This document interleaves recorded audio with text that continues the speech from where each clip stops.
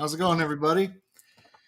All right, so today we've actually got a pretty good show for you. I know there was a few people that were here last night. My camera is still going to be doing the same thing, so I'll be bouncing in and out. And when I do, obviously the show will keep going. It's going to be until I can get the internet figured out. But anyway, we have a couple of really cool people coming on with us tonight. We're going to have Thomas Probst over at Tucson's Finest Leos and Liz Daniels from Lizzie's Leos. Joining me is also always going to be Jenn Howell, Surfside Geckos out in Florida, and she's kind of like my backup right hand man. So I'm going to go ahead and bring everybody on, and I thank you for being here today. How's it going, guys? How's it going? Hello. That's good to see you guys. For people who don't know you, I'm going to go ahead and throw you in the hot seat right away. Thomas, why don't you go ahead and introduce yourself and tell us a little bit about what you got going on out there? All right. Well, as Joe just said, my name is Thomas. My business name is Tucson's Finest Leos. I specialize in leopard geckos, obviously, as the name states. But as you can see behind me, I work with a little bit of everything. Abronia, monitor lizards, Australian gecko species, all different kinds of stuff. I've known Joe for the past couple years now, being that he's a fellow Arizona native. You know, we got to meet in person, thankfully, um, with our first encounter, and we've kind of been buddies ever since. Yeah, I'd have to agree with that one. Something that Thomas left out, just because he's kind of a humble guy, is he also owns and operates a reptile store out in Tucson, Cold-Blooded Exotics, if I'm not mistaken. Is that right? Yeah, cold-blooded exotics off of Ina and Thornydale. All right. So if you haven't had a chance to make your way down there and you're ever in Tucson, you should definitely stop over. Again, it's Ina and Thornydale. Go check it out. What kind of stuff, Thomas, would you say you have in your store? At the store, we have a pretty wide variety of animals, honestly. You know, we have everything from leopard geckos, of course, which is a staple in the hobby, ball pythons, all the way to like reticulated pythons. We have monitor lizards, lots of different frog species, dart frogs, tomato frogs, Pac-Mans, tree frogs. Um, Really just about anything you could think of. We're also starting to carry a little bit of small animals as well. So we have degus, we have a couple hairless rats at the moment, some guinea pigs, stuff like that. And once our lease ends at this small building, we're going to be moving to a larger building and expanding even into more things like aquatics, stuff for, you know, dogs, cats, things like that, just so we can become more of a staple in the community. That's awesome, man. It's really good to hear. I can't wait to hear and see about all that. Liz, how you Thank you. doing? I'm doing good. How are you guys? Doing okay. You're next up. Tell us a little bit about you and what you got going on. Yeah, so I'm Liz with Lizzie's Leos, mostly working with like leopard geckos right now. I have quite the collection, if you can see behind me. There's lots of leopard geckos. And then I do some stuff with like African fat tails and hopefully crested geckos in the future. And I have also been to Thomas's pet shop before too. It's pretty cool. Lucky you. I tried. Um, so that's awesome, Liz. It's really great to have you on here. I really appreciate you doing this. Um, so I wanted to go over a couple of things we kind of all agreed upon ahead of time. Obviously, the floor will be open to you guys for other things as well. But reptile expos. I don't know if you saw.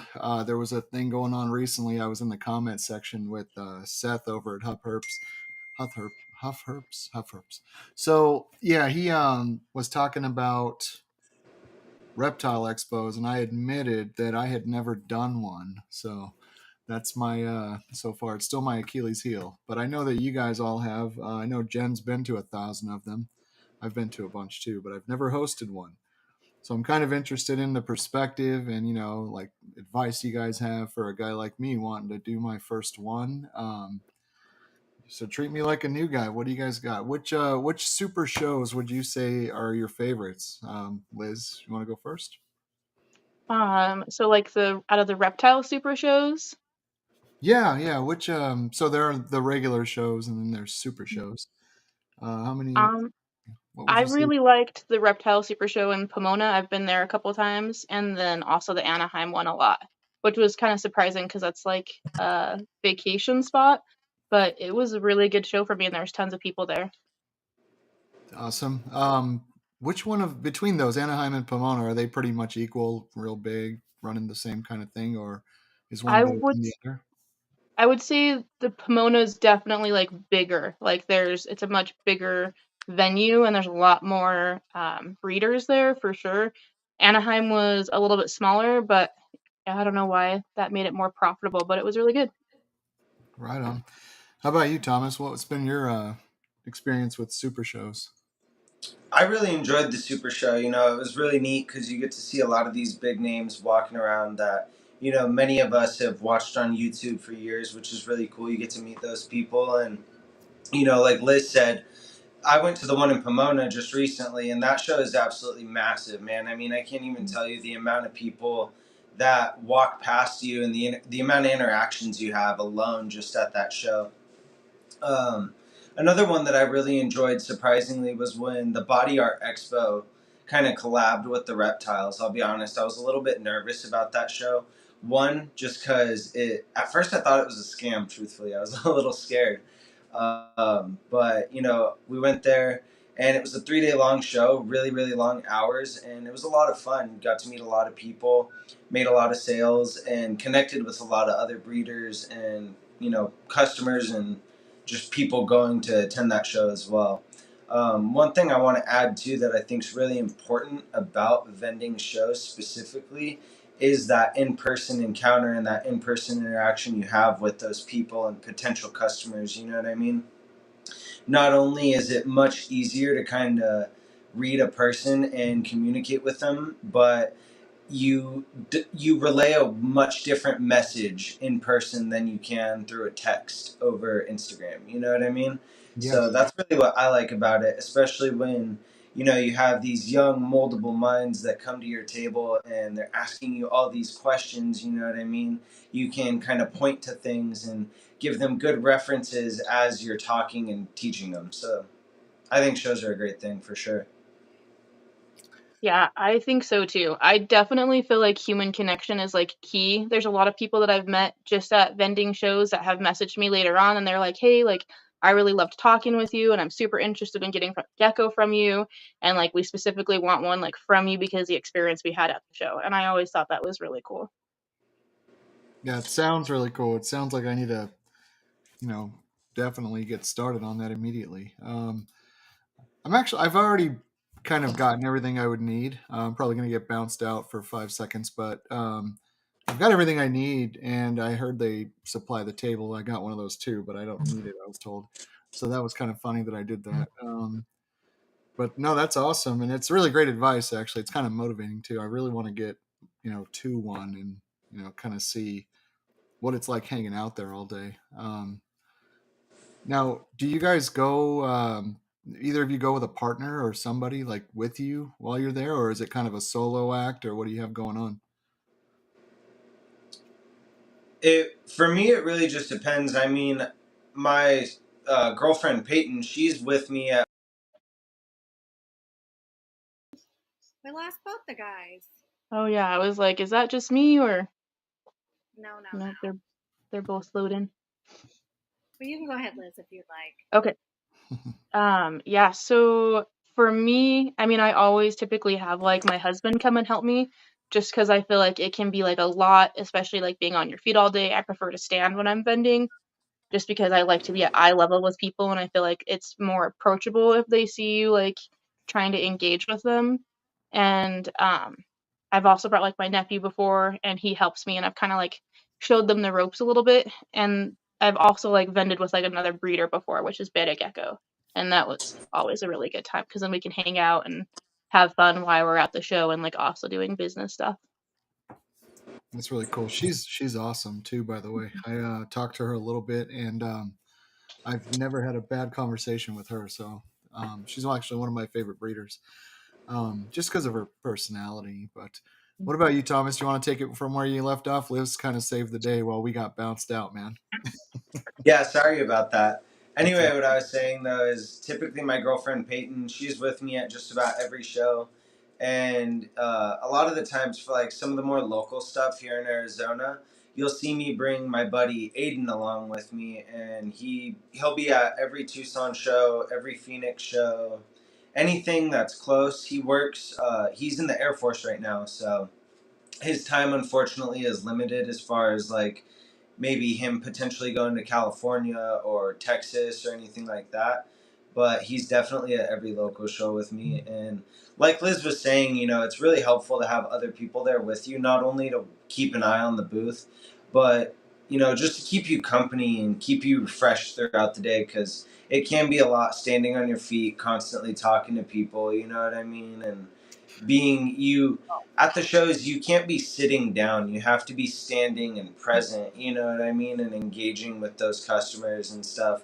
If you're Probably, sitting down, don't get me wrong, you can sit down and take breaks, but the second someone comes to your booth, you want to stand up, be right there ready to talk to them, you know what I mean? So it's helpful having a second person for sure.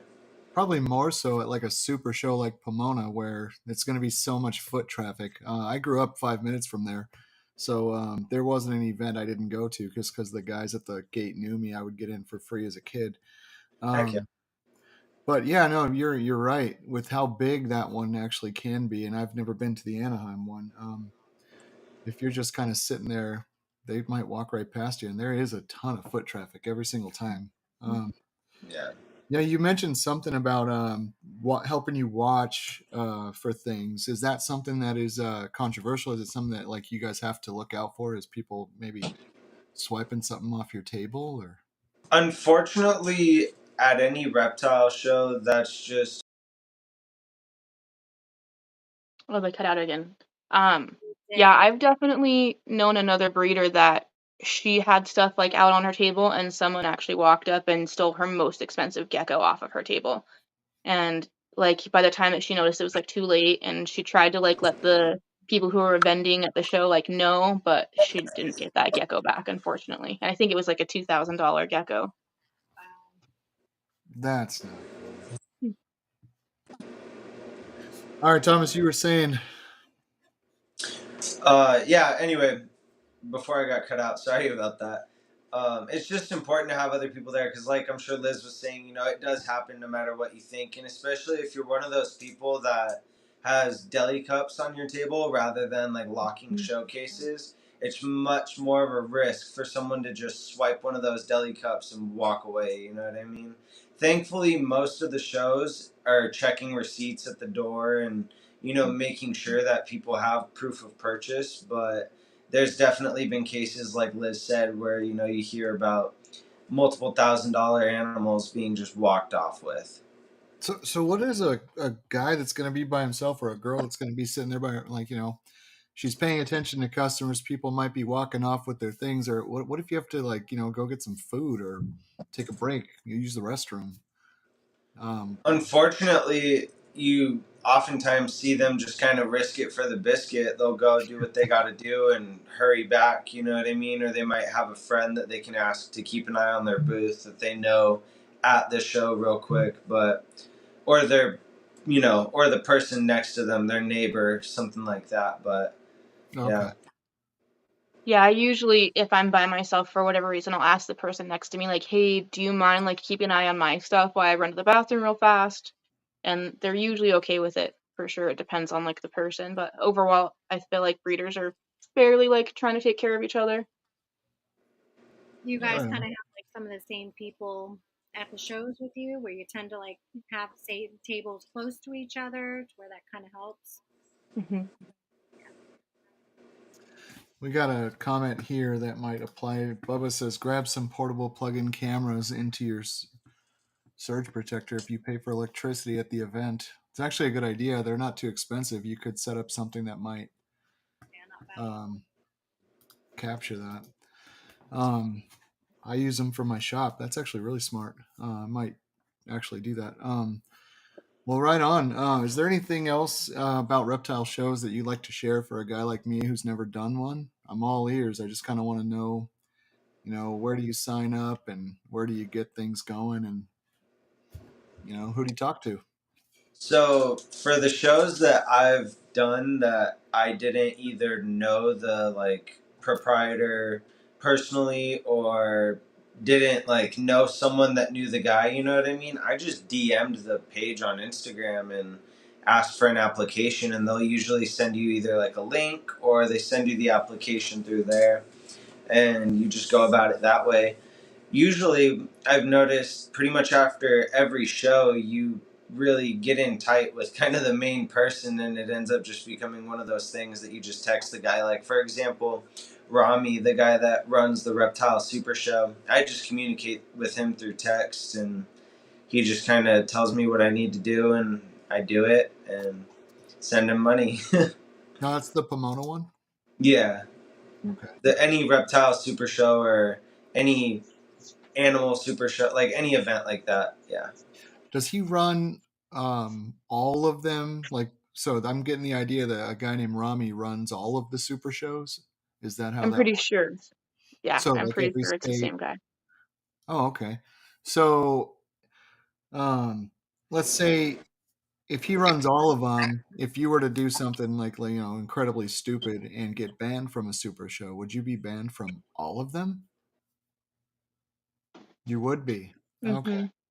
I've been wondering about that for the last couple of days. So it's kind of a now. Is there a group of people? Do you know anything about that? Where a group of people are running the show, or is it just the one guy? He kind of has it all going because the super show's his idea, or I feel like it's usually like the one person like in charge, and then he has like staff members that like help them like actually with the event. But usually in like my experience, like whoever is like the person throwing the show, like that's like their show, and then they have like event staff and whatnot. okay. When Thomas gets back on, I'm going to actually ask him about the Arizona one, see if it's the same the guy. Um, hey Thomas, do you happen to know Arizona? Our shows here, I know they're not exactly super shows, but they're pretty big. Is Rami the same guy that runs those as well? No, he's not. There's a guy. There's actually two shows that happen in Phoenix, and you wouldn't think so, man. But it's pretty political up there. If you vend one Phoenix show, the Yeah. dude that runs the big Phoenix show up there, he won't allow you to vend his show because you chose to vend the other guys first. So I Mhm. personally haven't vended any of the Phoenix shows up there, but I got put on the waiting list for the big one that JMG was just at this last year. As far as Tucson goes, the person that runs. He'll be back in just a second, guys. We're obviously having a little bit of connectivity issues down here in Arizona. I'm about to get booted down too, but it takes me just a second to get back on. For everybody watching, it's nothing that we're doing. It just has to do with something going on with our internet down here. So forgive us. It won't happen again when we go. Uh-oh, there they go. Both go. Them both again. At least it only takes them a second to pop back up. Yeah, that's true. I know I was having a little bit of issues for a second, but it seems like it's going good now. Yeah, mine will come back on. I just want to make sure everybody kind of knew what exactly was happening. Well, that's really awesome to hear. Because it's not a nervousness why I haven't been to a show or hosted a show. I should say it's more of a I just haven't had time, and then part of it is just kind of the not having time, and then eventually making the excuses to just sit them out, which I have to get over and get past. So Well, I um, got a question for you guys, Joe, and you have a yeah. second. Arizona's a little obviously different than Florida, but do you guys have to like sign up way ahead of time? Do you kind of have to do, you know what I mean? She's asking if you guys we're having trouble hearing you, Jen. If you Um, guys have to sign up ahead of time, or how do you guys like normally do shows that? fill up pretty quick. It can fill up pretty fast for sure, depending on the show. Like I know the Reptile Super Show in Pomona gets like super booked, and usually like the faster you sign up for a show, like the better spot you have too. Like there's some people that are like kind of grandfathered in and they're guaranteed the same spot, But if you wait until like the last second, there's either not room or you're going to be put like all the way in the back of the expo center. Okay. All the way in the back. I'm trying to think of the Phoenix one. Man, we lost Thomas again. Okay, so next, let's see. Topic that we have going for tonight is going to be advice for new breeders. You know what, guys? I'm apologizing, but give me a second. I'm going to see if there's something I can't do to fix this. Give me a minute. Oh.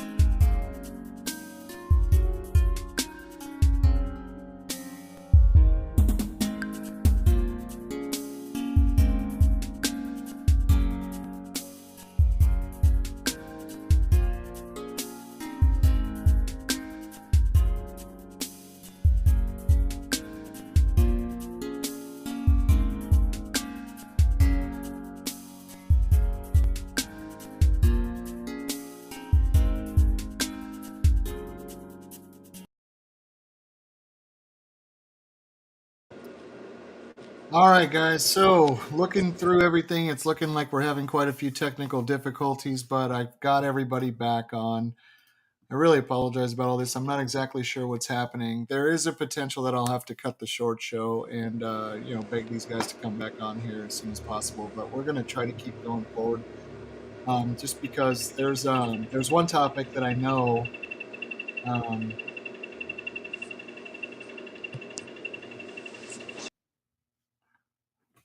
It's something that I know that Thomas definitely wants to go through. But without the obviously ability to do it, I don't know that we can. So give me 1 second. We're still working out the kinks here that we worked out ahead of time. All right. So the next one would be advice for new breeders. Thomas and I were talking a little bit about this before, and I know that we all kind of at one point or another were new breeders. I'd really like to have had somebody come along and just kind of I advocate can't for hear me a bit. anything. Sounds like he's having some kind of weird issue too. Wow, Yeah. not sure what that is. All right. Here's what we're gonna do.